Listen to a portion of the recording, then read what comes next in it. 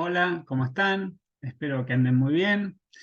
Yo soy Juan José Carvajales, soy docente de esta materia, Organización de la Administración Pública Argentina, de la Diplomatura de Posgrado en Dirección de Empresas Públicas de la Universidad Nacional de Quilmes. Estoy aquí por invitación de su director, Manuel Gonzalo, y hoy vamos a dar inicio a una serie de encuentros a través de esta plataforma virtual donde iremos estudiando de qué se trata esto de la organización del Estado, cómo es que se estructura la Administración Pública Nacional y en particular, descendiendo a algunos niveles, qué es esto de las empresas estatales, las empresas públicas, empresas y sociedades del Estado. Para ello les voy a compartir una presentación y vamos a hablar de esta organización estatal. Les adelanto la bibliografía, van a tener una introducción del profesor Balbín sobre derecho administrativo, donde vamos a ver cómo se organiza la administración pública, y después nuestro libro de cabecera, que es el Manual de Empresas Públicas en Argentina, que hemos editado la Universidad de José C. Paz, EDUNPAZ, si se vive. Tienen el link, es de libre acceso, así que ahí vamos a tener varios capítulos de lo que estudiaremos en estos encuentros, en las clases. Bueno,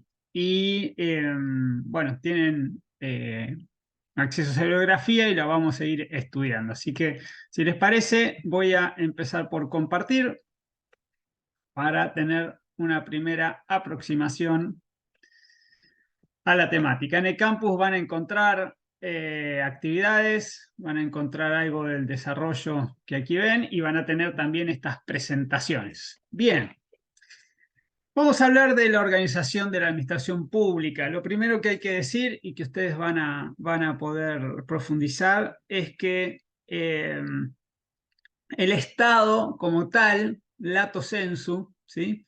El gobierno federal se compone por tres poderes, ¿sí? Poder ejecutivo, legislativo y judicial, dado que hemos abrazado desde nuestra constitución histórica el sistema republicano, donde intentamos desconcentrar el poder, lo que la Corte Suprema llama el estatuto del poder, de la organización del poder, en tres actores. Aquí vamos a estudiar uno de ellos, que es el Poder Ejecutivo Nacional, que lleva adelante sus cometidos y las atribuciones que le reconoce la Constitución a través de una organización interna. Cuando uno va al texto constitucional, encuentra que, por un lado, está el presidente como jefe supremo de la administración y otras jefaturas que tiene. En el 94 se agregó el jefe de gabinete, que tiene a su cargo la administración diaria, ¿no?, de la cosa pública, manejo de las partidas presupuestarias, y es el responsable este, de la administración, por ejemplo, ante el Congreso, donde debe ir a rendir cuentas. Y después la Constitución habla de una ley de ministerios que tiene que ser aprobada por el Poder Legislativo, eh, y que nos da, digamos, una primera dimensión de que el presidente va a tener colaboradores que lo van a ayudar en su tarea diaria. Bueno, esa colaboración se va a estructurar a través de una distribución orgánica de tareas, de cometidos, de competencias. Entonces, lo primero que tenemos que entender es que la administración actúa en base a dos o tres principios. El primero es el de jerarquía, ¿no? Presidente, jefe de gabinete, que es el ministro coordinador o primus inter pares, después el resto de los ministros, y luego dentro de cada ministerio vamos a tener secretarías de Estado, direcciones nacionales, direcciones simples, coordinaciones, etcétera, subsecretarías también. Es decir, todo un degradé jerárquico. ¿Qué es la jerarquía? Bueno, el que está arriba manda, el de abajo obedece, el que está arriba puede abocarse a una tarea del inferior y puede revisar decisiones que tomó un nivel más bajo. y en última instancia puede nombrar y remover a ese funcionario que le depende, que está bajo su órbita. Y asumir esas tareas, esas funciones, ¿no? La ley de procedimiento administrativo nos da algunas pautas sobre delegación, etcétera. No nos vamos a meter de lleno, pero sepan que eso está. El segundo principio es el de funcionalidad o el de especialidad, y que se basa en la regla de la competencia. El ministro de Turismo no puede llevar a cabo las tareas que son propias del ministro de Defensa, y este último no puede hacer lo que le compete al ministro de Educación. Es decir, cada uno va a tener su andarivel de funciones, de tareas específicas, y si actúa por fuera de esa competencia, el acto va a ser nulo. Entonces, vamos a tener esos dos principios interactuando todo el tiempo, ¿sí? Jerarquía y especialidad material.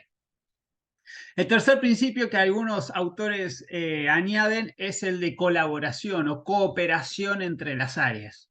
Esto se da principalmente a través de la jefatura de gabinete de ministros, que coordina a todos los otros espacios o todas las otras carteras, y que lleva a que muchas veces haya actos conjuntos que se realizan de manera coordinada. Dicho esto, ¿qué nos va a interesar a nosotros aquí? Bueno, este es el libro que se los dejo. Tiene un estudio preliminar de Pino Solanas, no se lo pierdan, que es una delicia, y es lo último que escribió antes de partir en funciones oficiales a París en la pandemia, y allá lamentablemente falleció. Así que es lo último que ha escrito. Y es largo, por eso es más que un prólogo. Y después hay otro de Jorge La Peña, ¿sí? Especialistas ambos en recursos naturales.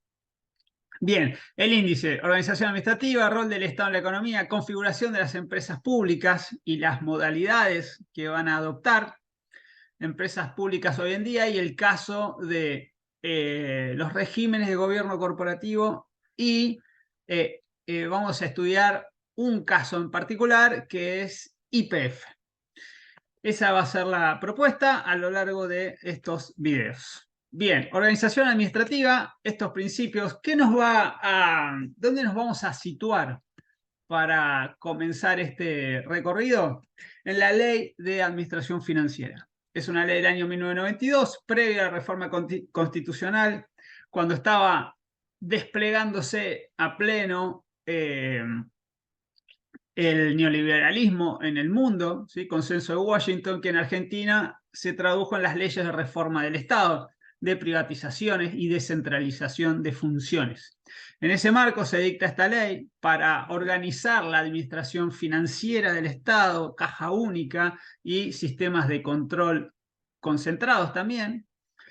Y en el artículo 8, octavo, da una definición de qué se entiende por sector público nacional. Es decir, cuando hablamos del Estado lato sensu, aquí le vamos a poner nombre y apellido, vamos a decir cuáles son sus componentes, sus elementos integrantes. Entonces, el artículo 8 va a decir que el sector público nacional, a ver si puedo poner el puntero láser, el sector público nacional está integrado por, entonces va no va a definirlo por sus características propias y distintivas, sino que va a hacer una definición por extensión o denotación, es decir, cuáles son los elementos que la componen. Entonces se va a estar integrado por, y son 4 incisos, A, B, C y D. Nos van a interesar básicamente los 2 primeros, y sobre todo el corte que hay entre el primero y el segundo. En el A está la administración nacional, dice conformada por, y ahí abren 2 caminos, la administración central y la descentralizada, incluyendo seguridad social como ANSES, PAMI, etc. ¿Qué es lo relevante aquí? 2 cosas. Primero, que junta administración central y descentralizada. Los pone dentro de la misma bolsa, en el mismo conjunto, cuando muchos autores durante muchos años separaban. Y al separar le dan efectos diferentes, ¿sí? Y los abogados decimos regímenes jurídicos disímiles a la hora de aplicarles un marco normativo a estos entes públicos. Pero aquí esta ley los junta y los pone en el mismo bloque, ¿sí? Inciso A del artículo 8. Ahora, hay un inciso B que por algo está diferenciado. Si no hubiera estado administración central, descentralizado y empresas. No, acá las hemos sacado. Están en otro escalón. ¿Cómo los denomina? Empresas y sociedades del Estado. ¿Sí? Y dice que abarca A. Y acá nuevamente se abre el camino. Empresas y sociedades es como un genérico que tiene subespecies. Y acá vamos a ver, y las vamos a ir estudiando, empresas del Estado, sociedades de participación estatal mayoritaria, sociedades de economía mixta, que en lo cronológico fueron las primeras, no se usaron mucho, pero están ahí. Hoy las que más se utilizan son estas, Sociedad del Estado y SAPEM. Históricamente, en los últimos 30 años, fueron las modalidades más utilizadas, ya lo vamos a estudiar. Y luego la quinta, que tiene una particularidad, no tiene un nombre, no tiene un tipo jurídico específico, sino que en realidad está tomado del sector privado, de las sociedades comerciales, es decir, sociedades anónimas típicas del mundo privado, que aquí llamamos organizaciones empresariales donde el Estado tenga mayoría, participación mayoritaria en el capital o en la formación de las decisiones societarias. Ya lo vamos a estudiar a fondo. Nosotros le hemos puesto un nombre a este tipo societario, pero es un nombre pretoriano, digamos, ficticio. Ustedes le podrán poner el que quieran. Lo importante por ahora es esta distinción entre A y B, porque esto va a tener consecuencias relevantes a la hora de definir este sujeto al que nos vamos a abocar, que es el de las empresas y sociedades del Estado. Dos palabras sobre el rol del Estado en la economía. ¿Qué vamos a estudiar cuando hablamos de empresas del Estado? Bueno, el fenómeno del Estado empresario, ¿sí? Del Estado no solo regulando una actividad, sino actuando directamente en la economía. El fundamento de esto está en el artículo 75 de la Constitución, donde le dice al Congreso, usted tiene competencia para realizar una serie de actividades. En el inciso 18 está la vieja cláusula del progreso, que facultaba al Congreso para establecer infraestructura, trenes, traer capital, traer las maestras, fomentar la inmigración, etcétera, para desarrollar el país. Un país que no tenía control de su territorio, un país que no tenía las fronteras resguardadas, un país que necesitaba poblarse, o poblarse a la manera que lo pensaban estos dirigentes, los constitucionales de 1853. Pero en el año 94, en la última reforma constitucional, le adosamos al 75-18 el 19, ¿sí? La cláusula del desarrollo humano. Entonces hemos complejizado y a la vez hemos ampliado el ámbito de actuación del Congreso. Entonces, ¿qué vamos a encontrar ahí? Desarrollo humano, progreso económico, justicia social, productividad de la economía y equilibrio, ¿sí? Entre el desarrollo desigual de las regiones y provincias. Bueno, todo esto, desarrollo de la ciencia y la técnica, generación de empleo, cuidado del valor de la moneda, un montón de cuestiones que le van a permitir al Congreso llevar adelante políticas expresas, positivas y diferenciadas para, bueno, lograr esto, ¿no? La meta del desarrollo humano. Entonces decimos que este es el fundamento por el cual el Congreso en principio y el Poder Ejecutivo después van a poder llevar adelante esta actuación cuando lo consideren relevante, cuando haya un interés federal en juego, interés público federal, es decir, de la nación, y lo van a hacer, entre otras herramientas, a través de las empresas públicas, que no son ni más ni menos que instrumentos que va a adquirir el Estado o los va a conformar directamente para ejecutar en el terreno, en el campo, las políticas públicas. En algún momento para diseñarlas, en otro momento para recibir consejos y en otro momento directamente para llevarlas a cabo, es decir, construir infraestructura, importar bienes, prestar servicios. Bien, hasta aquí la primera parte digamos que este rol del Estado, donde uno puede decir, che, pero ahí hay una intervención, ¿no? Entendiendo intervención no en el sentido peyorativo, que muchas veces se le dota a ese término, sino, digamos, una actuación directa en el mercado. ¿Es esto factible, es viable, es constitucional?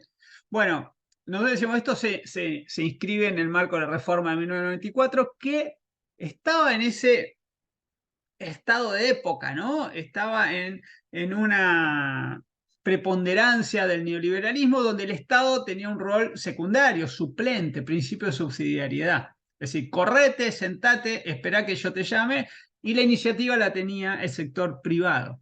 Siendo esto así, no quedó plasmado en la Constitución, por alguna razón que yo desconozco, ustedes podrían investigar, pero no hay, como acá les traigo en la Constitución de Brasil, ¿sí?, una norma que diga, no, mire, a menos que se den ciertas condiciones, usted no va a tener intervención en el Estado. Bien, así que esta es la primera aproximación a esta temática.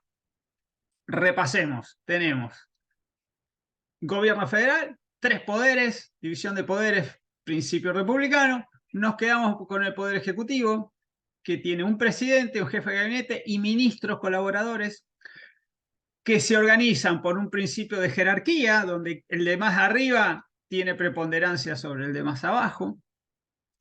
Los que están al mismo nivel colaboran, principio de cooperación, y cada uno tiene una misión específica que se traduce en competencias expresas que deben surgir de la ley. Expresas o razonablemente implícitas, pero digamos, tienen que estar regulados por una norma, si no, no se puede actuar. Una actuación por fuera de competencia es nula. Estos 3 principios van a gobernar la actuación de la administración pública, que a la vez se organiza por niveles, ¿sí? Podemos pensarlo en un sistema, sistema solar, ¿no? Con un planeta en el medio y después las órbitas que se van separando. El poder ejecutivo está en el medio y después se van alejando los diferentes círculos. Cuanto más alejado, más autonomía, ¿sí? Bueno, acá la clave es que esa distinción, esos círculos, se disponen en una ley, que es la Ley de Administración Financiera, que tenía una finalidad específica en su momento, cuando fue sancionada, pero después fue tomado ese artículo 8 por otras leyes como ejemplo de ámbitos de aplicación de cualquier régimen. Es decir, saco un régimen de obra pública y digo, se le va a aplicar a el inciso A del artículo 8 de la ley 2456. Entonces me sirve para otorgar, es decir, para nominar los sujetos que van a estar alcanzados por una normativa en particular. Es decir, ese artículo es muy importante. Y la clave es que divide inciso A e inciso B. Nosotros vamos a estudiar a fondo el inciso B, pero teniendo en cuenta que va a tener un tratamiento específico. Así que, amigos y amigas, esta es la propuesta. Seguimos avanzando.